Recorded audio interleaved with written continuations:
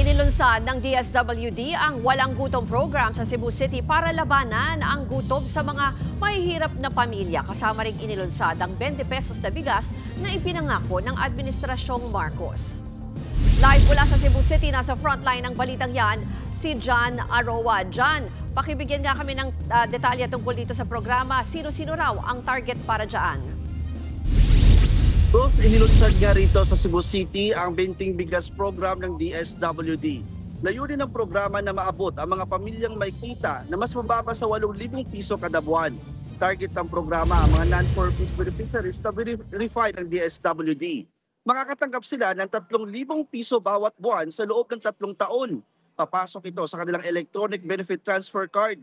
Ang card na ito ay magagamit para ipambili ng pagkain gaya ng murang bigas, gulay at itlog sa mga accredited retailers. Sa ngayon, dito muna sa harap ng Cebu City Hall ito magagamit, pero target pa ng DSWD na damihan ang retailer sa probinsya.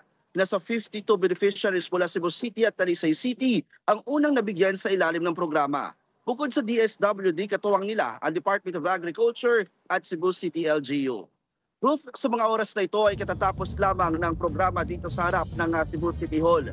Sa Central Visayas, sa 32,000 na ang mga benepisyaryo ng programang ito. Sa buong bansa naman ay umabot na sa 300,000 beneficiaries. Target ng pamahalaan na mapalawak ito sa 700,000 beneficiaries pagdating ng 2028.